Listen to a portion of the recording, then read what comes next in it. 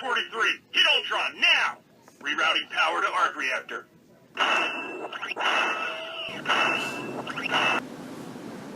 Hi! Hey! How you doing? Well, let me get a little closer. That's probably good. Hi, it's me, Gazbot, back once again for 100 Days of Making Comics. 100 days where I take at least 30 minutes a day, get on my bike, spend at least 30 minutes a day working on my own creative comic book project. In my case, it's a book called The Horror A4, which is basically about a giant monster kaiju Godzilla type thing in a world where there have been giant monsters and heroes like Ultraman, but no one had seen any of them for about 100 years. Suddenly a new one shows up. How does the world deal with it? And it's about this monster and the people dealing with it which, you know, when I say it, it's kind of almost like, well, that's like what it would be like if a monster showed up in our world. Like, how would we deal with it? But I guess it would be more like if the British invaded. Because it's something that, like, well, yeah, we dealt with that a while ago, but that's kind of just like ancient history now. But, you know, it's barely real, you know. George Washington, yeah, I mean, he's kind of like a real person, but he's more of a legend. And that's sort of how they think of these things. Like, cognizantly, it's real, and it was, you know, life and death situations, but then suddenly, you know, like I said, here come the British, only it's a giant monster. So anyway, that's what I do with my 30 minutes a day, at least. And today, I did do my horror work, but before that, I mostly worked on coloring on the Earthling. I finished up a page I had started yesterday. I'll go ahead and throw it up. It's page 4, I think. So I'll do pencils and crossfade the color. Thuts!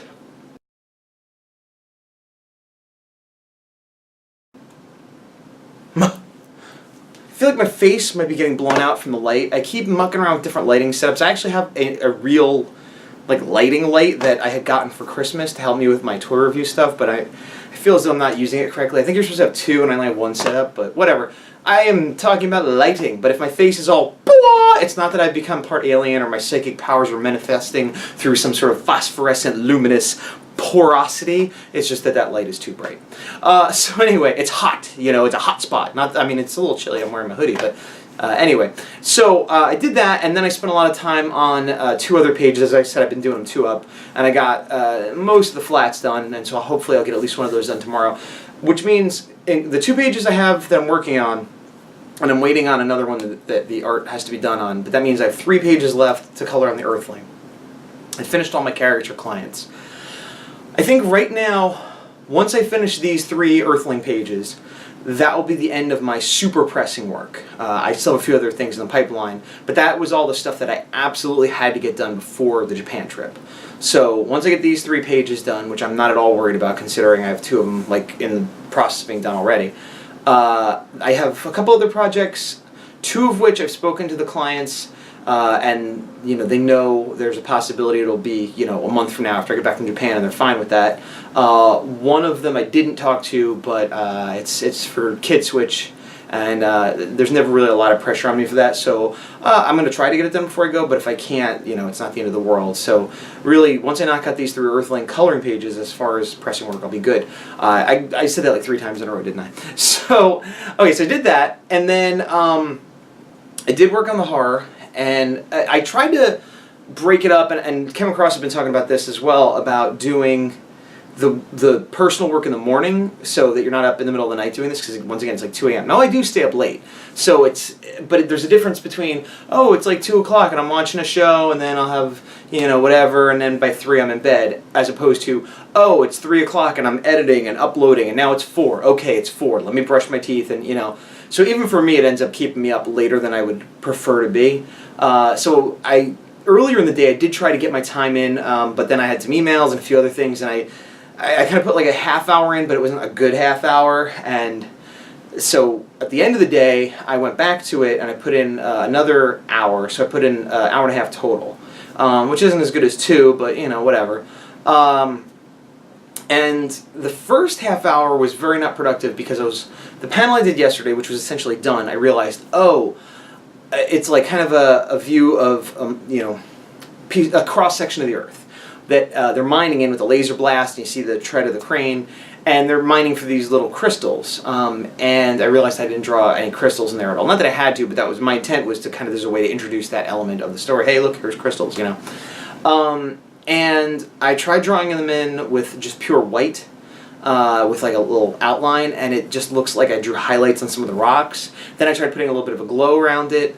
And if actually, well, I'll put up the crossfade so you'll see in a second. So the first one you'll see is what I did yesterday. Second one will be just the regular white. Third one will be white with the glow. And then the fourth one I actually colored them green. And I thought the one where I colored them green worked the best. Problem is, I want this to be a black and white comic. And it did occur to me that I might do kind of a Sin City thing where like some pages will have one color, you know, just green or whatever. So push come to shove, I might go ahead and make them green. But I feel like I kind of failed in solving the problem. Like, I wanted to solve it, and then, hey, if I want to add green as like a extra touch, great. But I didn't want that to be the crutch, and I feel like it might be. And even before I had this color problem, it took, I mean, I was a little bit distracted, you know, trying to get work done in the morning, but it took an inordinate amount of time to just draw some crystals in there, because I drew them and then it looked like seaweed, and then it looked like, you know, moss in there, and then it was hard to kind of strike that balance, because it's like, I don't know, it's like a geode or something. What I'm trying to draw is not really something that exists, or if it does, nothing that I've seen or, you know, could find reference for. But anyway, I'm leaving it as it is for now, and when I came back to work, I worked in the, well, let me throw up those quick crossfades of the crystal stuff. Neat, neat, neat, neat, neat, neat.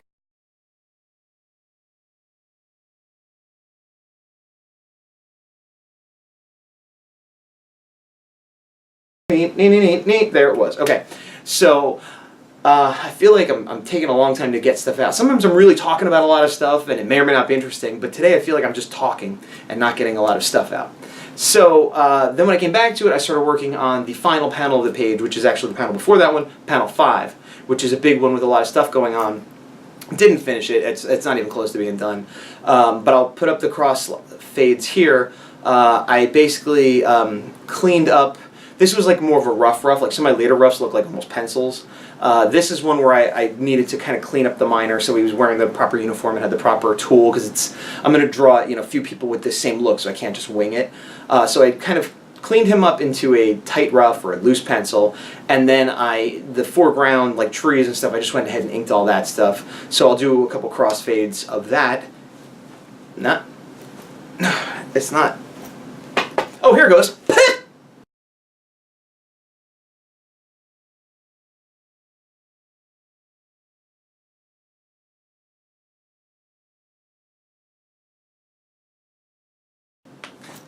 All right. So now, with the crossfades, I've talked before about how I do that sometimes to make it easier, save time, blah, blah, blah. But today, I was actually going to record. I was thinking about maybe I would do a little bit of how I do the colors. Maybe I was going to do a little bit, because I don't think I've done a process video on the finished inking art on any of my pages. And I'm like, oh, I should do at least one day of that. And I use a PowerSoft free screen recorder, and that's what I've used for about 3 months. Every time you see my screen capture, that's what I'm using. And I've recommended it. I did a video where I tested it out and told everybody it's great. It's free. It is great. I haven't had any problems with it. Quality's good. No lag when I'm using my Cintiq. Nothing. Then today, I started recording, and after like 3 minutes, I got some kind of weird error message. I'm like, oh, that's weird. And I guess it glitched, and it never happened before. And I did it again, and what I realized, it had a message that said something along the lines of, this is the trial version. And the limitations are that it'll always have a watermark on it, and you can only do it for 3 minutes, and whatever the other limitations were. So my first thought was, what? I was using a trial version this whole time? I thought I was using the free version, and it was like unlimited free, and then if you want to pay more, you get the other functionality. And so I was like, well, has it been a month? I guess I got a month out of it, and then it's up. But then I look back at my videos, and I'm like, no, I've been using this for like 2 or 3 months. Almost 3 months exactly. So, was it a 3-month trial? And I looked in like the help documentation and everything, and I couldn't find anything about a limit or a demo. And so I looked online, and I looked where I got it, and I tried to do like an update, and I had the most up-to-date version, and it's like unlimited, use it forever for free. Nothing about like a trial version. So I don't know, maybe I'm going to try to uninstall and reinstall it and see if that fixes it, or maybe, and I tried doing like a search, you know, just are other people complaining about this, but I didn't see anybody with the same problem. So hopefully it's just a weird thing that an uninstall and reinstall fixed, but otherwise I've lost my awesome screen capture solution that I've been using for 3 months, which would be bizarre. Other thing, I still have the Kakaida Original Art eBay auction up to help benefit Peter Palmiotti's Catastrophe fundraiser, and I'll put the link below. Right now, there's no bids on it, so you can get it super cheap. There's no reserve. The starting bid is 99 cents. And I think there's like a couple people watching it and whatever, but nobody has bid. So it could be yours for 99 cents. It makes me feel really good. But regardless of my ego, hopefully it'll sell for Peter's sake. Also, Marshall Plex Couture has a, I don't know how to describe it. It's, I want to call it a designer toy, but I don't know if that's an accurate description. A custom designer toy. It's like a little kid robot. You know what? Here's a picture of it. That's a customized vinyl he sort of made. I'll put a link below to that, and it's for the same thing. He made it, he's selling it to benefit Peter, so, you know, get his too, or just his, or just mine, or give money. Help Peter, that's the main thing. So, I'm going to check my note real quick. See, this time, I kept it in my back pocket. Pibow! It's on the back of a envelope, because I'm high class here. So, every now and then you figure something out, and sometimes it's a big deal in art. Sometimes it's a big deal thing, sometimes it's a dumb thing, sometimes it's like, how did I never think of this before, whatever. So I'm going to tell you something I figured out today, which made my workflow a little easier, and everybody might be going like, duh, everybody always does that, you're an idiot. So, if so, hey, sorry, I'm an idiot. But if not, if this helps anybody, great, because it saved me a bunch of time. And it's a coloring tip. Specifically, when you're coloring sequential pages with characters that recur, like with the Earthling. So I have certain characters, and I need the red for his skin, and the yellow-orange for his hair, and whatever, you know, from page to page. So what I would typically do is, when I was starting new pages, I would grab the flats of previous pages that had the same characters or backgrounds or whatever, and just flatten it so I had a flat layer, and I'd bring that in and kind of sample it and whatever, and it kind of worked okay. But what I found worked way easier is to make a little, like a swatch or a palette of, I made a little white square and sampled all the colors that I would need for Earthling and all the colors I would need for this butcher guy he's fighting, and just little circles. And then I took that and imported it into my new file, so I don't have this big unwieldy thing that I gotta go sample, and I put it above the ink layer and everything else, because sometimes if you have a color below that ink layer, even if it's theoretically clear, you might get like variation in the color, so it'd be like a slightly different red or whatever.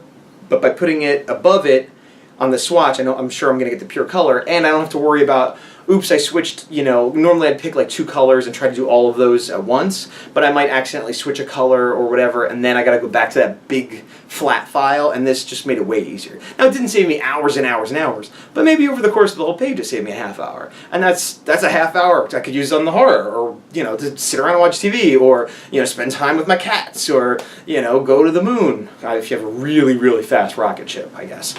But anyway, I'll put up what just in case you can't visualize, although I don't see why you wouldn't be. I'll put up what I'm talking about, the little swatch thing. Swatch! Ha! It is kind of ironic considering what a big Ultraman fan I am that the swatch never occurred to me. But that's a thing he says kind of when he takes off, if you don't know. But so yes, that was that. And one last thing I'll leave you with, which is not related to the art day, not related to the horror, not related to the 100 Days of Comics, not related to anything we're talking about, but just a weird thing that popped into my head recently. I was in the store shopping for something, and I was thinking how I wanted to get the right thing or whatever, and out of nowhere I had this memory of being like 11 and Halloween shopping. Now, when I was a kid, my birthday's in October, so it would always fall right around Halloween, like a week or so before. And very often, I'd get a couple bucks for my birthday, 10 bucks, 20 bucks, 30 bucks, 100 bucks, whatever. And very often, I would spend that money on my Halloween costume. I was a big, big Halloween fan. I mean, I still am, but so very often, my birthday money would not buy me a present in the traditional sense, but a good Halloween costume. Or a kind of not really properly realized Halloween costume that I spent a lot of money on. Like one year I wanted to be a Ninja Turtle, and I remember spending, like $50 on various things, like a bald cap, and then green face paint, and I bought a pair of green shoes that I used a hacksaw to cut down the middle and put tape on so it kind of looked like toes, and then, and I bought all these pieces of but not really knowing how to do it, not having any idea, not having like an adult helping me or whatever. I'm just like, well, these are all things I'll need, and probably got like a third of what I'd actually need to make the costume, and then ended up being like a karate guy because I had a karate outfit already. So anyway, on one of these trips, I went to like one of the big party stores, like I don't know, I want to say Party City, but that's not exactly right, but something like that. And I decided I wanted to be Freddy Krueger. And so I think I had seen they had a razor hand. This was before I ever saw like a real Freddy Krueger glove, which you see all the time now. This was, they called it razor hand, and it kind of looked like a pantyhose stocking, like on your hand, and then had blades like this long, and they were soft, but they were super chromy. And it actually, I mean, it didn't look like Freddy Krueger proper, but it was pretty badass. In some ways, it was a lot cooler. And so I saw that, and I'm like, whoa, I could be Freddy Krueger because I'll get this thing. And it was my birthday, and I had like $50 or whatever, so I went in there. My dad brought me, but he didn't come in with me. And I bought the glove, or I picked up the glove to buy, and I'm like, okay, let me see what else I can find. Okay, oh, I need a Freddy Krueger hat. That's like the second most important thing. If I have the glove and the hat, I'm halfway there. I can throw some blood on my face, whatever. And the only hats I could find that were in the ballpark was like a cowboy hat. And I'm like, well, and this goes back to me just making crap up about how I think I could make costumes better than I can. I'll get a cowboy hat, and then I'll kind of cut off the edges, because the middle of it kind of looked like the fedora that he had. I'll cut the edges off, and then spray paint it black, because it was also like a tan cowboy color. I'm like, yeah, all right. And it was expensive. It was like $25, $30. It was almost like a real cowboy hat. It wasn't, you know, like a prop hat.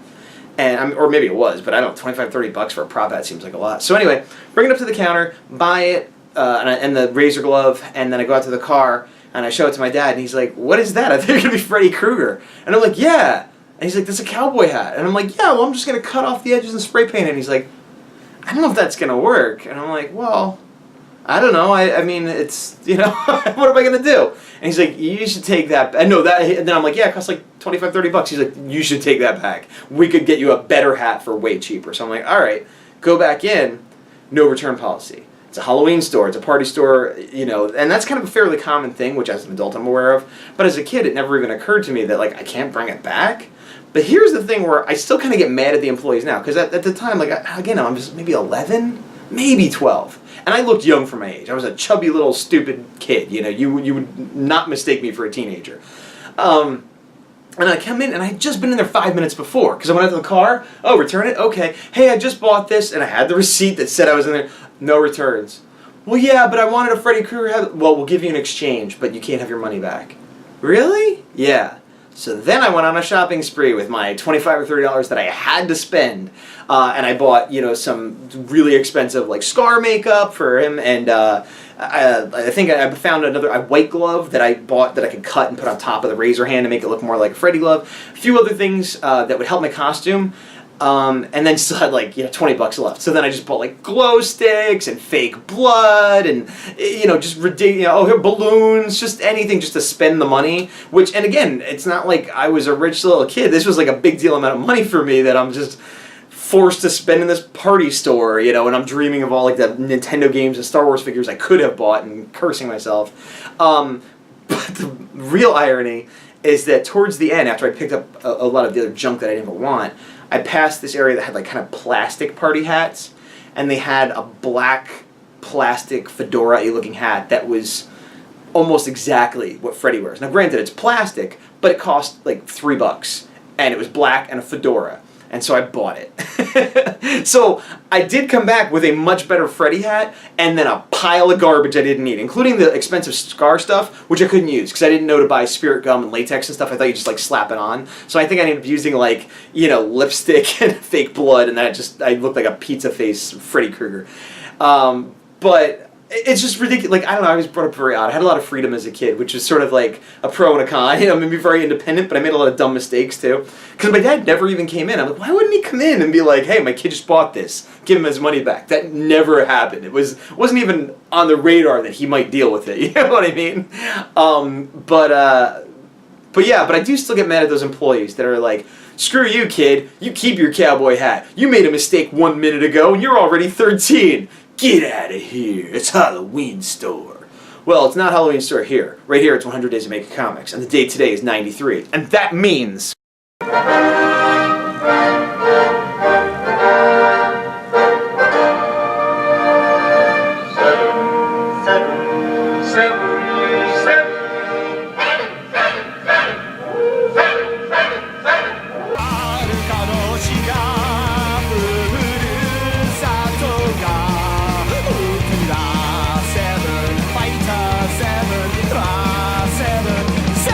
Seven, suits of making